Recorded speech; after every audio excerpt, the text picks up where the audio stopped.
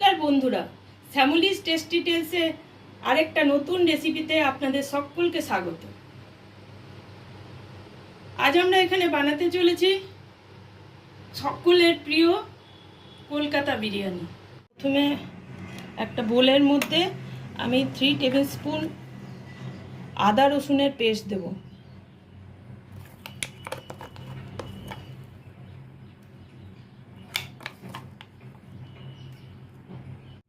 তার মধ্যে half cup জল দিয়ে আমি এই রসটা নিয়ে নেব। আদা রসুনের রসটা নিয়ে নেব। শুধু কলকাতা বিরিয়ানিতে আদা রসুন বাটা দেয় না, শুধু রসটা নিতে হয়।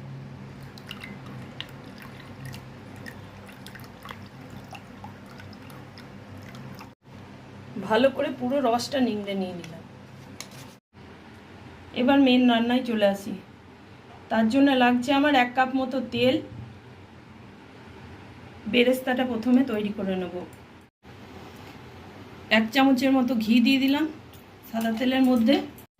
ঘি তেলটা গরম হয়ে এসছে, এবার পেঁয়াজগুলো দিয়ে দিচ্ছি।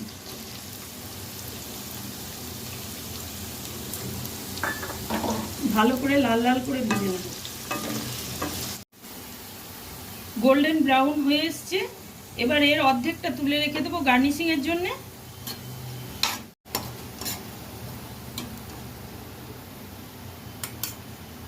বাকি অর্ধেকটাতে আমি এই আদা রসুনের জুসটা দিয়ে দিলাম। মধ্যে দিয়ে দিচ্ছি আমি 1 চামচ কাশ্মীরি মির্চ, লাল লঙ্কার গুঁড়ো, 1/4 চামচ অরেঞ্জ ফুড কালার,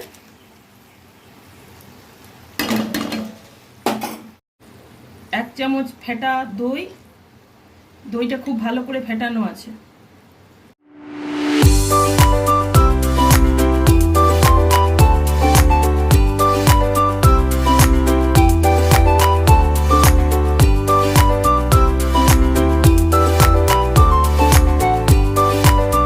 চামচ বিরিয়ানি মশলা। আলুগুলো একটু করে করে আমি এরকম করে দিচ্ছি যাতে মশলাটা ভেতরে ঢুকে ভালো করে। আলুগুলো দিয়ে দিলাম।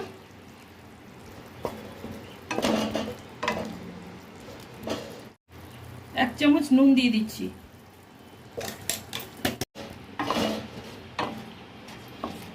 আলুগুলো সেদ্ধ হওয়ার জন্য একটুখানি ঢাকা দিয়ে দিচ্ছি।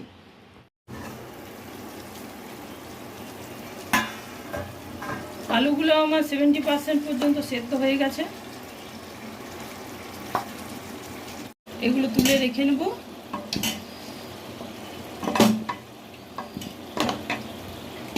আমি দিয়ে দিচ্ছি এবার চিকেনগুলো। 6 পিস চিকেন নিয়েছি, 600 গ্রামের মতো, 600 650 হবে।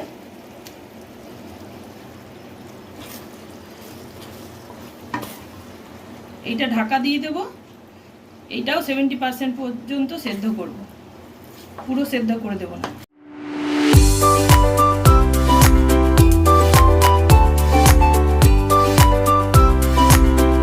ততক্ষণে একটা পাত্রে আমি জল ফুটতে দিয়েছিলাম। জল ফুটে উঠেছে, জলের মধ্যে দিয়ে দিচ্ছি 1 চামচ সাদা তেল, 1 চামচ লেবুর রস, এর মধ্যে রয়েছে ছোট এলাচ 4টে, 7-8টার মতো লবঙ্গ, 2 টুকরো দারচিনি, 3টে তেজপাতা। জলটাকে 10 মিনিটের মতো হাই ফ্লেমে ফুটতে দিয়েছিলাম যাতে গোটা গরম মশলার গন্ধগুলো সব জলের মধ্যে চলে আসে। এবার আমি এগুলোকে সব ছেঁকে তুলে দেব। এবার এই জলে দিয়ে দিচ্ছি এই বাটি মাপে 3 বাটি ভর্তি ভর্তি চাল নিয়েছিলাম। একটু ধুয়ে পরিষ্কার করে জল ঝরিয়ে রেখেছি।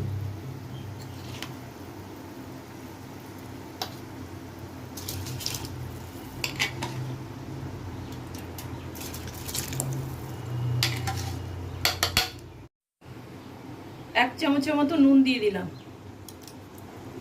দিয়ে 70%-এর মতো সেদ্ধ করব এটাকে।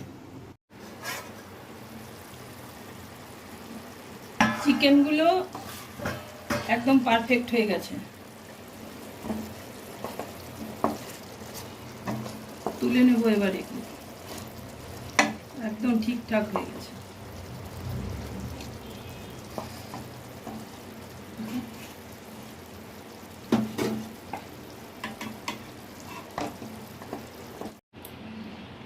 গ্যাসটা বন্ধ করে আমি প্রায় 1.5 চামচের মতো দই দিয়ে দিচ্ছি। দইটা খুব ভালো করে ফেটানো হতে হবে। কেওড়ার জল দিচ্ছি 1 চামচ ভর্তি।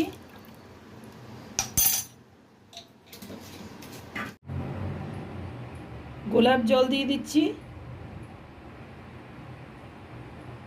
8 চামচের মতো। আর অল্প একটু মিঠা আতর দিয়ে দিচ্ছি।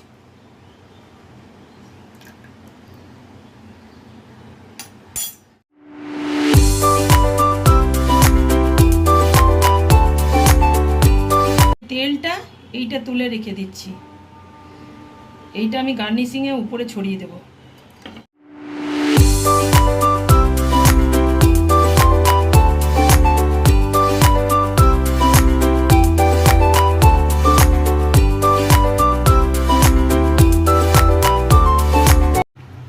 চালটা ঠিক সেদ্ধ হয়ে গেছে, যতটা সেদ্ধ করার দরকার ততটাই হয়ে গেছে, 70%-এর মতো।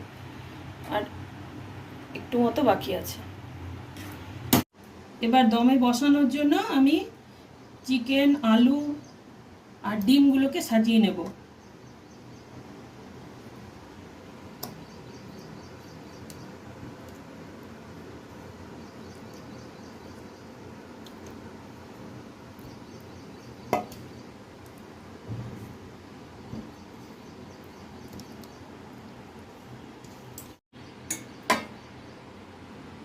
তিনটে ডিম দিয়ে দিয়েছি, হাফ কাপের মতো দুধ দিলাম।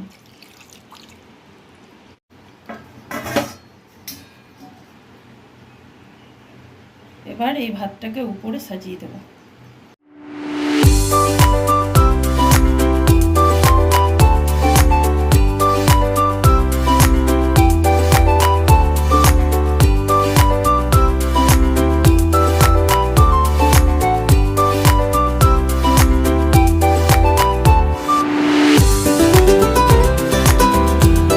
এবার বাড়িতে বানানো একটু খোয়া ক্ষীর একটু টেস্টের জন্য দিয়ে দিলাম,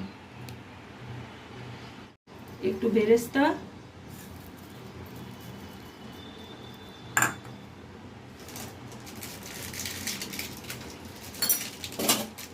বিরিয়ানি মশলা 1 চামচের মতো। আর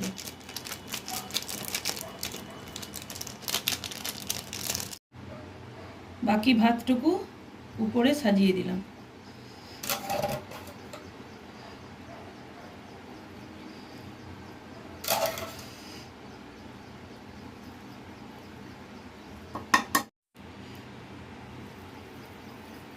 দু চামচের মতো চিনি দেব। আমরা যেহেতু চিনি খাই, অনেকে চিনি দেয় না, চিনিটা কেউ কেউ স্কিপ করতে পারে। এবার যে জুসের তেলটা তুলে রেখেছিলাম সেটা গার্নিশিংয়ের জন্য উপর থেকে ছড়াবো। এতে রঙটা খুব সুন্দর আসে, পুরো একদম কলকাতা বিরিয়ানির রং চলে আসবে।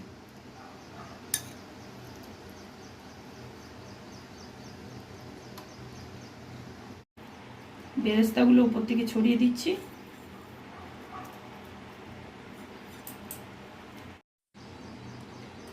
এক চামচের মতো ঘি দিয়ে দিলাম।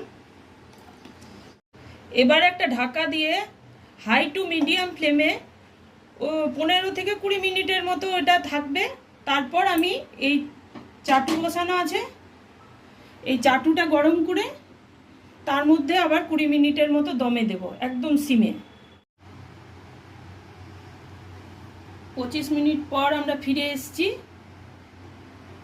পুরো গন্ধ বেরোচ্ছে, গন্ধ বেরোলেই বোঝা যাবে যে ভেতরে পুরো হয়ে গেছে। দেখি কতটা সেদ্ধ হয়েছে। বাহ, দেখুন একদম পারফেক্ট পারফেক্ট সেদ্ধ হয়ে গেছে। এবার গ্যাসটা বন্ধ করে আমি 1 ঘন্টার মতো ওটাকে রেস্টে রেখে দেব, তারপর সার্ভ করব। ফিরে এলাম 1 ঘন্টা পরে। দেখুন কতটা ঝরঝরে হয়ে গেছে। এবং ready for serve Kolkata biryani একেবারে খাবার জন্য তৈরি। দেখুন,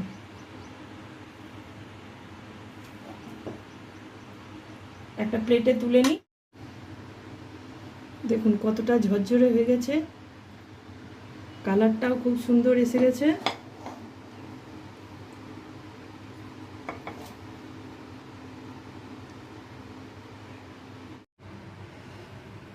রেডি আমাদের এখানে কলকাতা বিরিয়ানি, ডিম, চিকেন, আলু সহযোগে এবং রায়তা সহযোগে পরিবেশন করলাম। রেসিপিটা একবার হলেও আপনারা বাড়িতে বানিয়ে খাবেন এবং সকলকে খাওয়াবেন, আশা রাখছি খুব ভালো লাগবে। রেসিপিটা ভালো লাগলে প্লিজ একটা লাইক, কমেন্ট এবং শেয়ার করে দেবেন এবং একটা সাবস্ক্রাইব করে আমার পাশে থাকবেন।